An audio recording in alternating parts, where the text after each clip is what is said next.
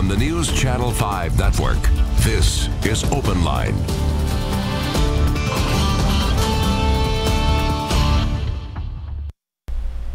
Good evening, everyone. Welcome to OpenLine. I'm Carrie Sharp. I'm so glad you're spending the next hour with us, both here on air, also online on the News Channel 5 Facebook page. Again, thank you for being with us.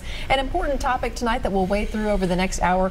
Next week is National Crime Victims' Rights Week. It is something that is celebrated Tennessee-wide.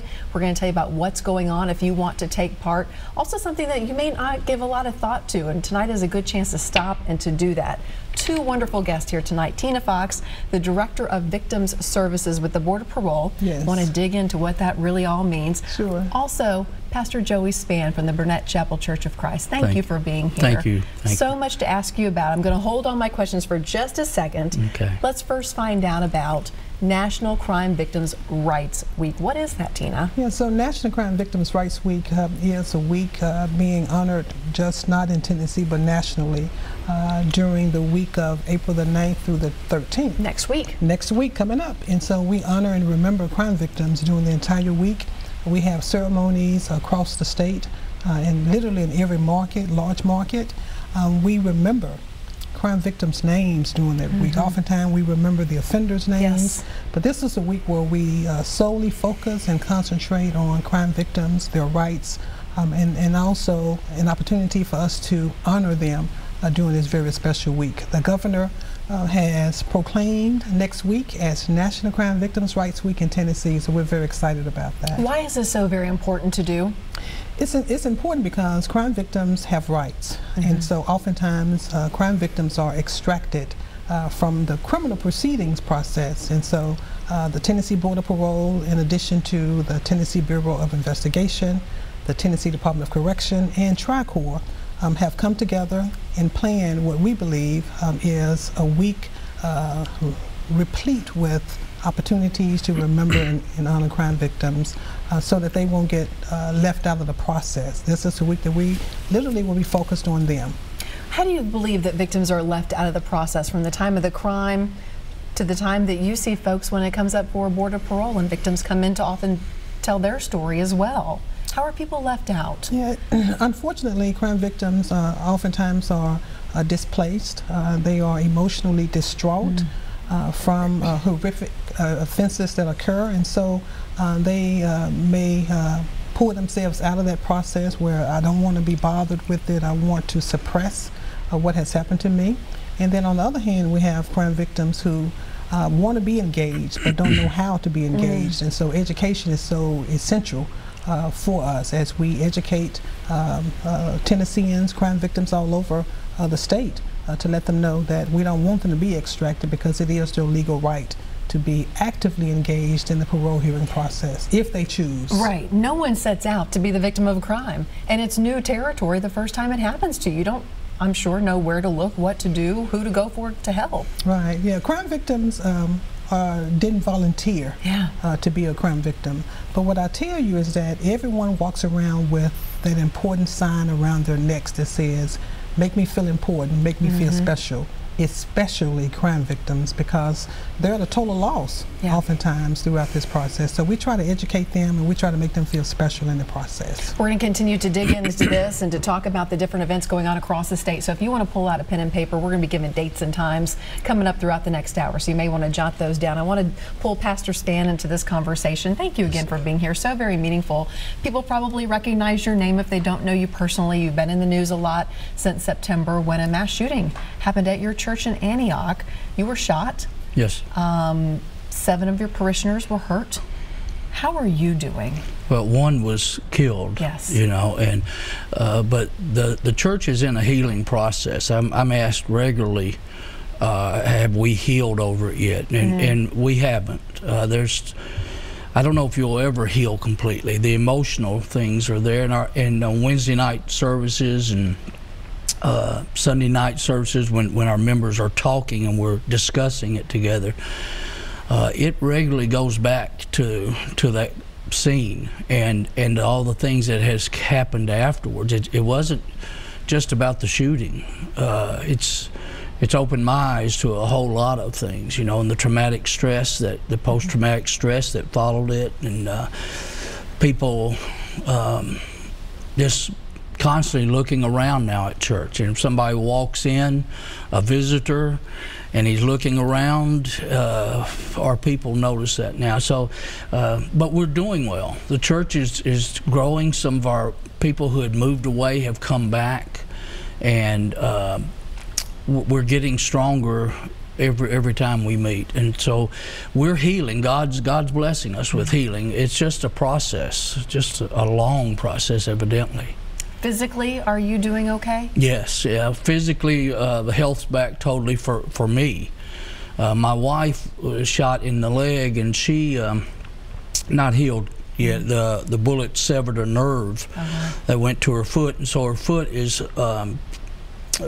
having to grow the nerves back in. They said it could take a year, and she's still in a wheelchair right now, and so that process is still there. And we have Sister Linda Bush, who was also shot in the leg, and she hasn't been able to come back to church yet, and she's having to use a brace for her leg and all. And the rest of them have been back to church, and you know, it's always comforting whenever you see them come in the door. And it's more of a celebration on Sunday now than it's probably like it should have been. You know, every Sunday being a celebration, getting back together with people who are dear to you. We've been through something that very has significant. Yeah, and it has united us for life, and so there's more love actually among the membership. So we're blessed. God keeps blessing us and doing good things. I'm not happy what happened, but extremely happy how God has worked through it and just keeps blessing us throughout our whole church.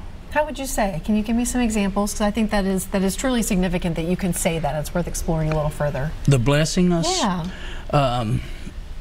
We've had people who had stopped coming to church, not out of anger or anything, just got out of the habit. Sure. And they have come back, and they've come back with a resurgence, with an energy, and each Sunday is it's a privilege to be there. Where before, you know, you go to church. Right. We don't go to church anymore.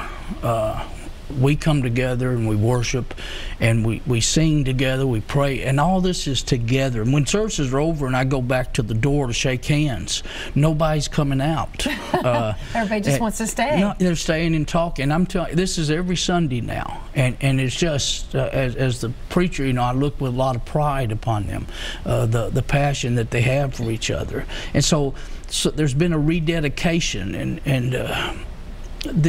I was in Publix today. I stopped at Publix in Bellevue. I've moved to Bellevue now. I'm still at Burnette Chapel Church, but I've moved to Bellevue.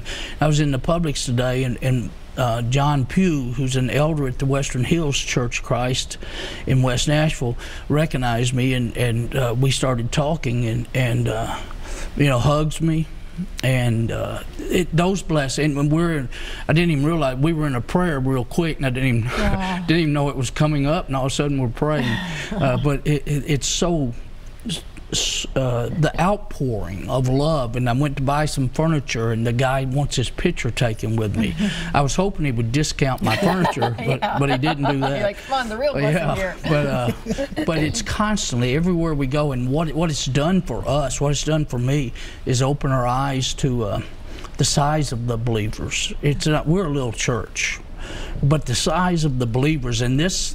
What happened to us didn't happen to just us. It happened to all believers. And whether it's the Jewish community or whatever community, wherever you go to worship, this was about them. And that's what I've noticed, the outpouring. And the denominations in our neighborhood, the other churches around us took our people in that day. And we've received thousands upon thousands of cards and prayers and from every state in the union, and so that blessing has been there, and there's just been a lot of them. And again, a trusting in God and watching you when you see God unfolding things in your life. It's faith strengthening. It's sad you sometimes have to go through something horrible, but yet you know, in the Bible, it's all the time. These things build your faith, and they're just blessings. Well, a gentleman asked me, he said, Joey, if you could push a button and have it never to have happened, would you push it? And I said yes, because of Mel's death. Right. But as far as everything else, and my wife's healing process and Linda's healing process, but everything else that has come about has been so positive. The community. We found out how they felt about the church that day. They interviewed the people around the building, and they talked about it. And, even though, you know, we try to get them to come to church, right. but we've been through the neighborhood and doing all kinds of things, and we do things at the building, VBS and stuff. But in just listening to them, the church is part of the community, and it's, even though they don't come there, it's the community's church. And there's even a tightness within the community that has come about because the church of this. itself is meaningful. Yes. Yeah. And you wonder, when you're doing those things and you're inviting people to come and and they don't come, you wonder, are you wasting time on this? And one of the things that came about through all this is the people that they have noticed, and it has made an impact. And yeah, so it sounds like you probably got a pretty resounding answer to that question. Yes, yes. I have to take a quick break. We have so much to talk about over this next hour. I'm glad we have 50 more minutes. So I invite you not to go anywhere. We are going to be taking your calls and questions. If you have questions on how you can take part or how this service or the victim services could benefit you, go ahead and give us a call. We'll get those calls lined up during the break. 615-737+ is the number to call. And one more housekeeping note tonight. If you are watching us on the News Channel 5 Facebook page, that stream is probably going to end pretty soon. Hop on over to newschannel5.com and you can pull us up there. You can see the live stream. So stay with us. We're coming right back.